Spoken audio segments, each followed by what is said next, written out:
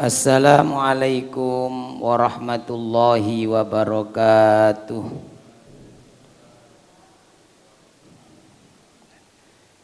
Bismillahirrahmanirrahim. Alhamdulillahi rabbil alamin. Wassalatu wassalamu ala sayyidina wa maulana Muhammadin wa ala alihi wa sahbihi ajma'in, amma ba'du. Para hadirin, para jamaah rahimakumullah. Kita mau suratul Fatihah untuk kedua orang tua kita dan guru-guru kita. Semoga apa yang menjadi hajat-hajat kita disampaikan oleh Allah, doa-doa kita diijabah oleh Allah Subhanahu wa taala. Dimudahkan semua urusan kita, urusan dunia hatta akhirah, amin ya rabbal alamin. Ila hadratin Nabi Muhammadin sallallahu alaihi wasallam wa alihi wa ashabihi ajma'in, wa ila walidaina wa asatidana al-muslimina wal mu'minina minhum, wa li husuli maqasidina allati tardu anna biha. Al-Fatihah. A'udzu billahi minasy syaithanir rajim. Bismillahirrahmanirrahim. Alhamdulillahi rabbil alamin, arrahmanir rahim, maliki yaumiddin. Iyyaka na'budu wa iyyaka nasta'in. Ihdinas siratal mustaqim. Siratal ladzina an'amta 'alaihim ghairil maghdubi 'alaihim waladdallin. Amin. Bismillahirrahmanirrahim. Kita lanjutaken niki bab 10 perkara maqalah dari Sayyidina Abu Bakar As-Siddiq.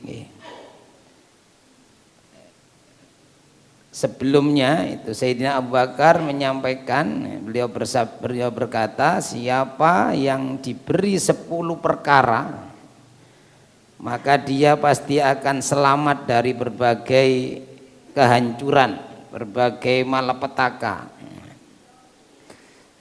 Kemudian dan dia akan termasuk kelompok orang-orang yang dia akan sampai darajatul muqarrabin, derajatnya orang-orang yang dekat dengan Allah. Nah, ini kemarin sudah sampai yang ketiga. Yang pertama kemarin mengingat kita ulang sekilas. Yang pertama yaitu sidqun daimun, selalu benar, berusaha selalu benar. Yang dari situ kemudian akan melahirkan hati yang qanaah. Yang kedua sabar yang sempurna. Dari kesabaran melahirkan syukur yang terus menerus bersyukur kepada Allah. Nah, kemudian yang ketiga fakrun daimun, selalu dalam keadaan kekurangan tapi zahidun hadirun, justru di situ menghadirkan sifat zuhud.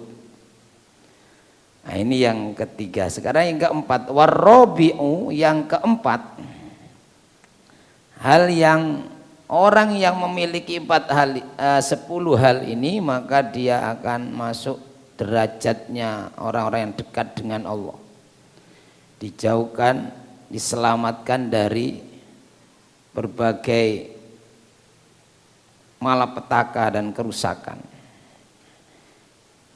Yang keempat yaitu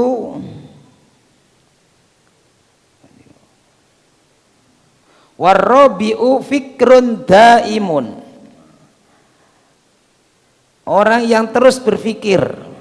Fikrun daimun ma'ahu batnun jai'un, yang disertai dengan perut yang lapar. Jadi gimana? Kenapa? Karena lapar itu ternyata semakin meningkatkan kecerdasan. Makanya ada istilah kalau puasa itu tambah cerdas spiritualnya, itu utamanya kecerdasan spiritual ya. Makanya di sini kata sini Abu Bakar, orang yang terus berpikir yang disertai dengan batnun jaiun, perutnya kosong, perutnya lapar. Karena kalau kekenyangan nggak bisa mikir, nggak pati cerdas kekenyangan itu.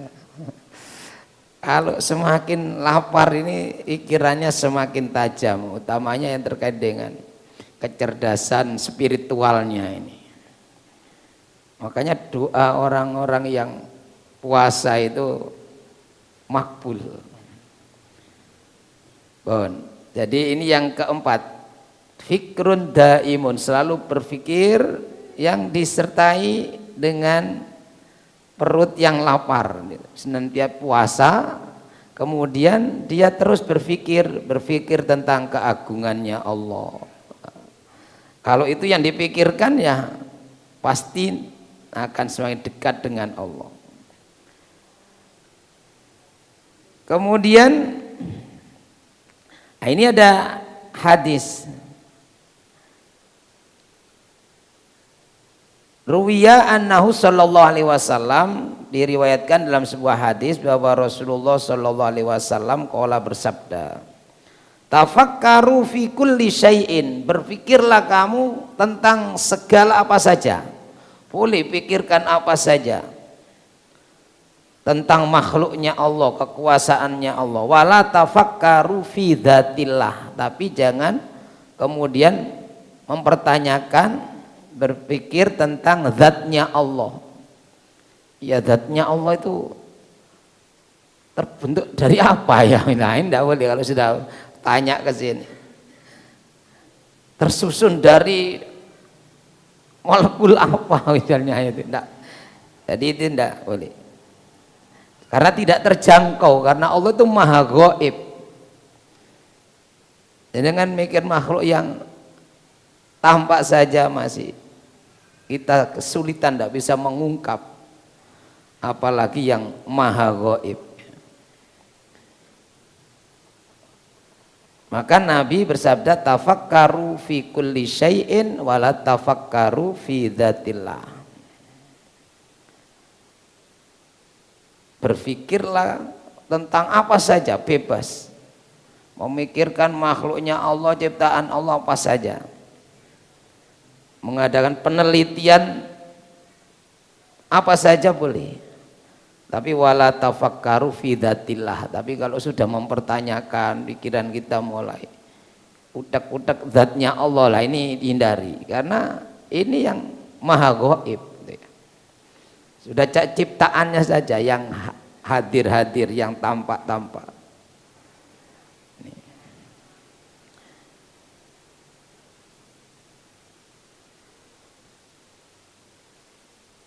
Wal khamisu,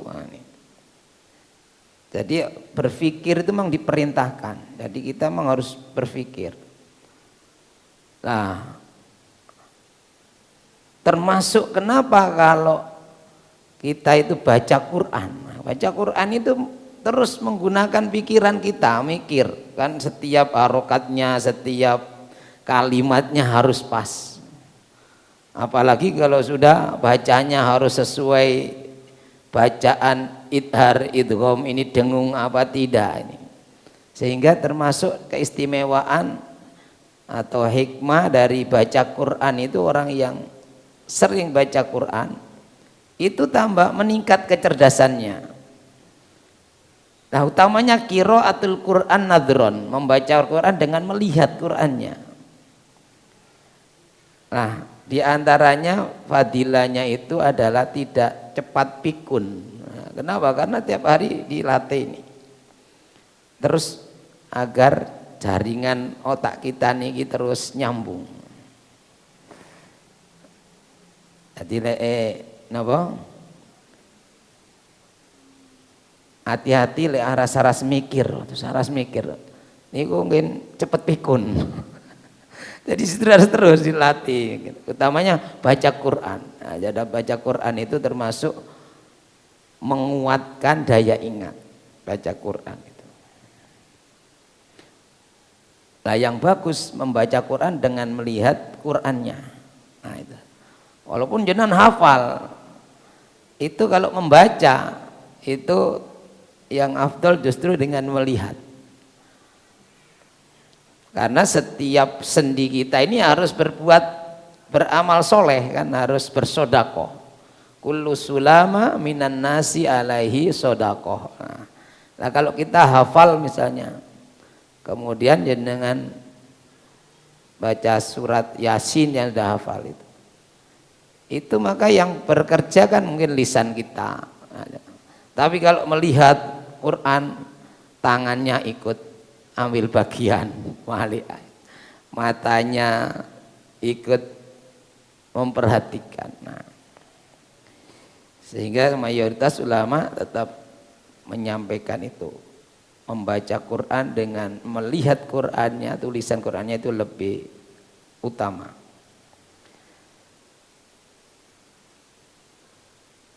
Wal khamisu, sedangkan yang kelima,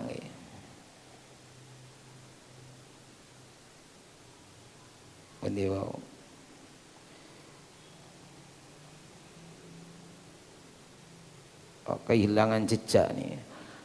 Hazanun daimun, nah nih, ma'a khaufun muttasilun. Yang kelima yaitu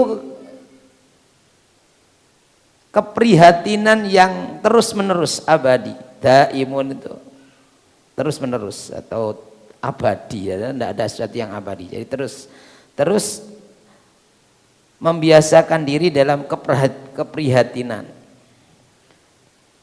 yang disertai ma'ahu khaufun muttasilun, disertai dengan rasa takut muttasilun yang terus bersambung. Jadi rasa takut kepada Allah.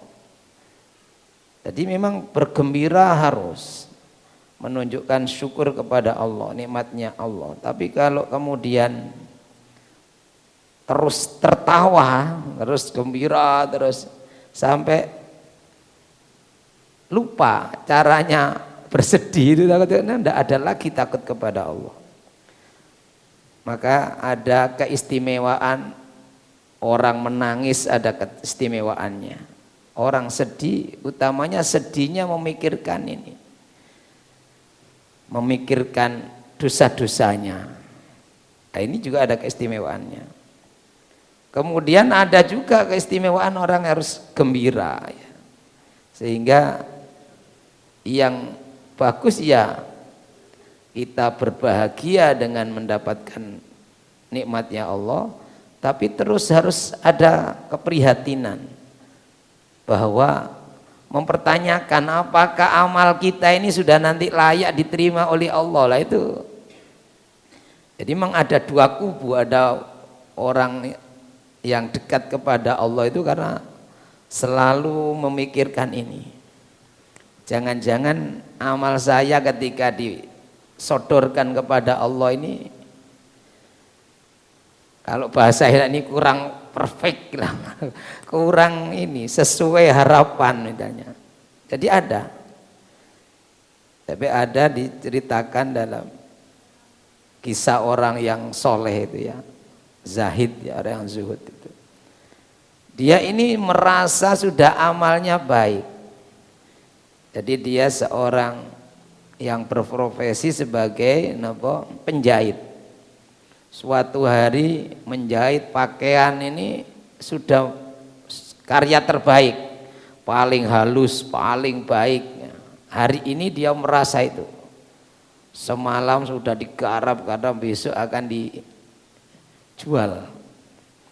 Nah, setelah jadi dijual kepada orang yang biasa menerima garapannya dia ini, hasil karyanya dengan harga lebih tinggi karena dia menyampaikan, oh ini saya garap lebih halus, lebih baik, motifnya lebih, wah pokoknya lebih dari biasanya, agak rumit misalnya. Jadi harganya saya naikkan sedikit, sudah oke, deal, sepakat. Kemudian dia pulang, sebagian uangnya sudah dibelanjakan, sebagian sudah disodakokan, sebagiannya lagi sudah dikasihkan untuk keluarganya. Habis sudah, karena dia memang mencari nafkah itu ya sekedar untuk kekuatan ibadahnya. Selebihnya dia ibadah kepada Allah. Lah ternyata besoknya Orang yang beli ini komplain, dikembalikan, Pak niki kurang cocok ini, karena ada tidak enak atau apa yang dipakai, mungkin lengan nih kurang bebas atau apa, pokoknya gak cocok ini.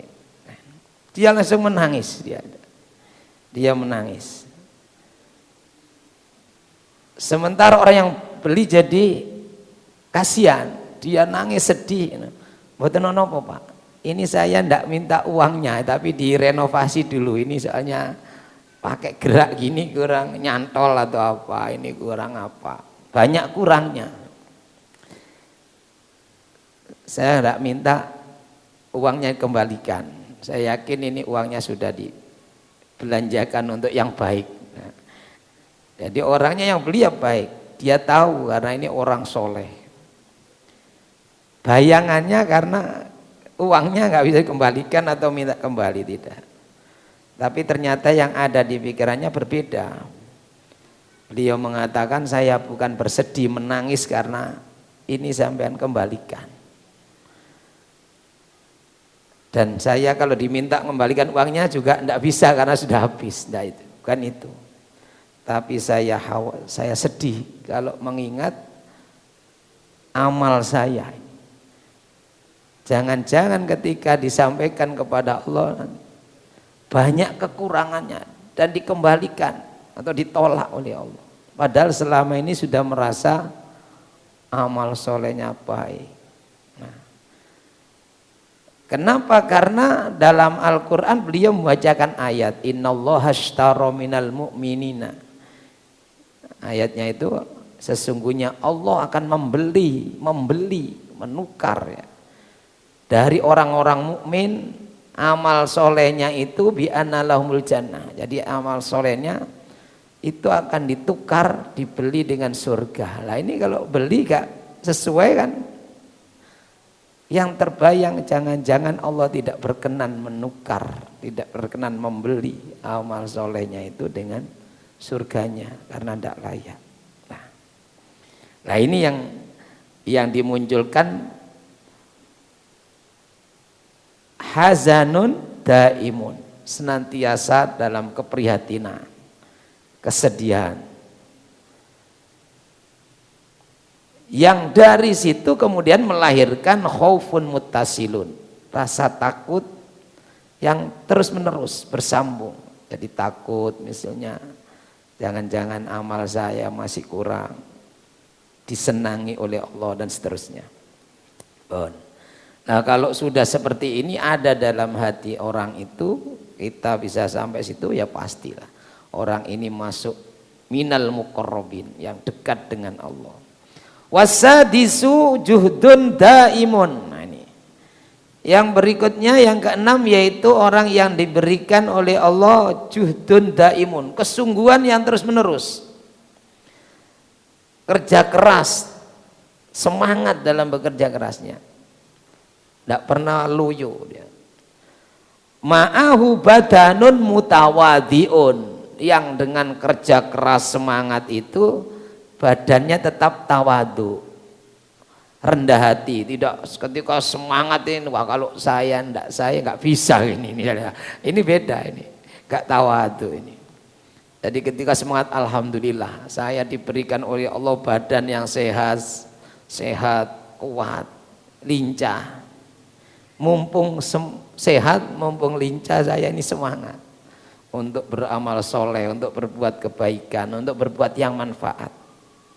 Karena suatu saat pasti ini akan diambil kan, kekuatan kita ini pasti cepat atau lambat dikurangi. Yang dulu ketika jungkir walik nih lemes, kenapa tidak sujud ruku yang banyak? Tapi ketika sudah turunnya kertek-kertek naik baru mau sholat sunnah, mau sholat ketika sudah kemeng, longgo didik wis kemeng, silo didik wis kram misalnya. Jadi kesungguhannya ini yang justru kemudian semakin dia tawadhu, tapi kerja keras. Ini orang yang diberikan, dijauhkan dari kehancuran. Yang hancur itu kan yang malas-malas, males-malesan. Nah ini. Jadi mari kita ini semangat dalam melakukan kebaikan. Mumpung masih diberikan kekuatan. Karena suatu saat cepat atau lambat ini pasti tidak mungkin tambah kuat badan kita ini. Semakin hari tambah kekuatannya berkurang. Fungsi-fungsi gerak kita berkurang. Dulu bisa lari, nyalep wong sambil gagawe, salep saiki disalep war-war melaku dunu tapi sakit melampau alhamdulillah. Jadi semangatnya itu semakin melahirkan sifat tawadu. Wasabiu yang ketujuh rifqun daimun. Yang ketujuh itu adalah rifqun daimun, kelembutan hati yang terus menerus, ramah. Lalu dia diartikan terjemahkan keramahan yang terus menerus. Ramah itu karena ya orang hatinya lembut, terus ramah, bukan ramah yang dibuat-buat. Jadi ramahnya itu memang yang dari situ wa ma'ahu rahimun hadirun, yang melahirkan sifat kasih sayang. Jadi kelembutannya hati itu akan melahirkan sifat kasih sayang.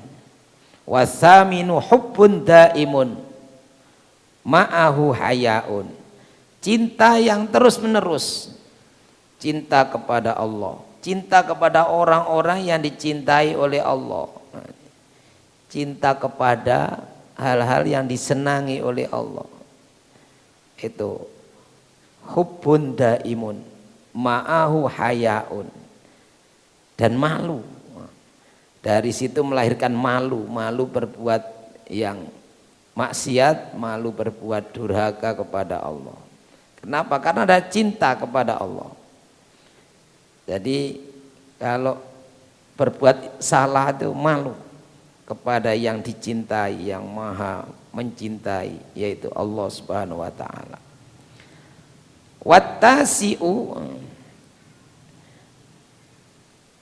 Wattasi'u dan yang kesembilan ilmun nafi'un. Nah, orang yang diberikan oleh Allah ilmu yang manfaat, ma'ahu hilmun daimun, ilmunya manfaat tapi disertai dengan pengamalan, kebijaksanaan ya. Jadi sifat yang bijaksana. Semakin banyak ilmunya, ilmunya manfaat. Banyak orang punya ilmu, ilmunya tidak manfaat. Atau ilmunya dimanfaatkan untuk yang tidak bijaksana, kan ada. Kan ada orang ilmunya dipakai menipu, ilmunya dipakai meden-medeni wong. Jadi itu ada. Itu bukan hilmun daimun, tidak memiliki kebijaksanaan, atau dengan ilmunya jujur tidak bijaksana.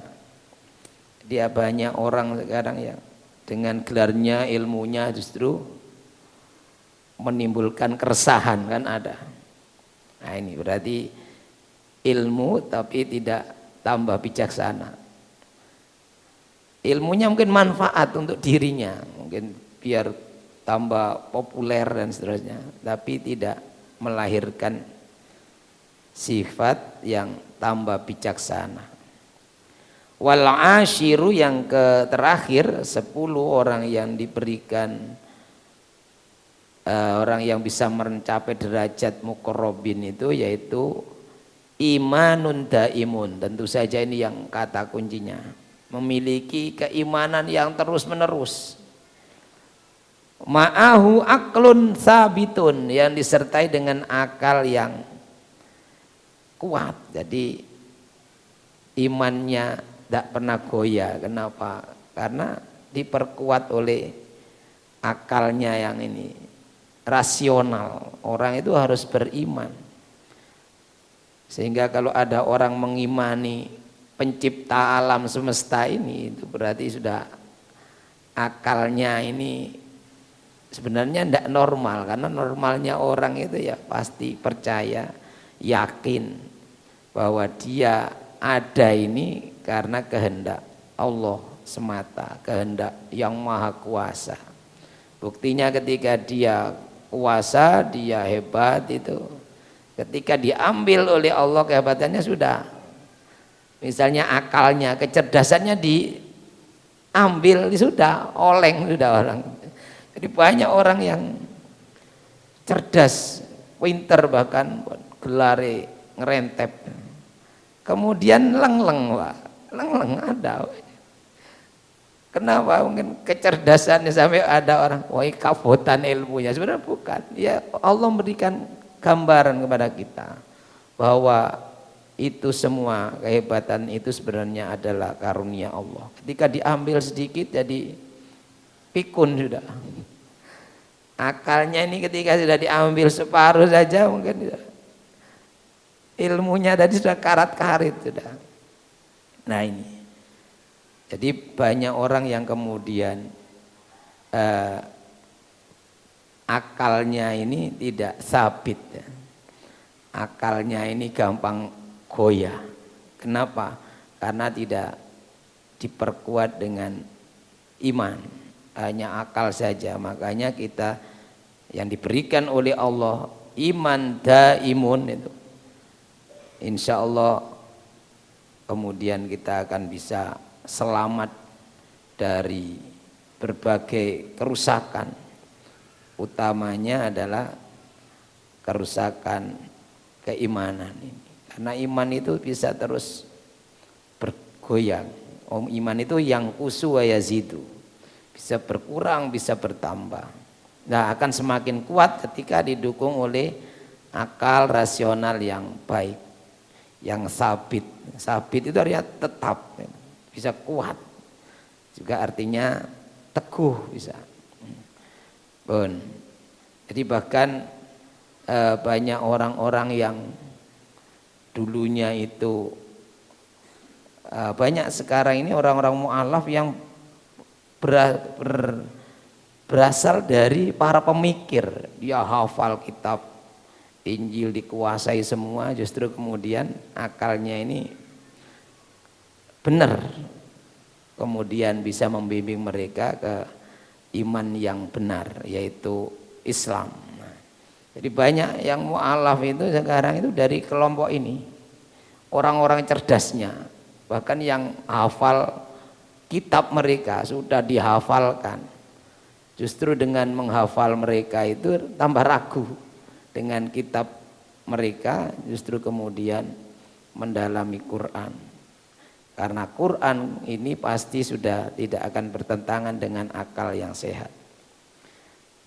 Mudah-mudahan kita sampai akhir hayat kita istiqomah dalam iman kepada Allah Subhanahu wa taala. Demikian, mudah-mudahan ada guna dan manfaatnya.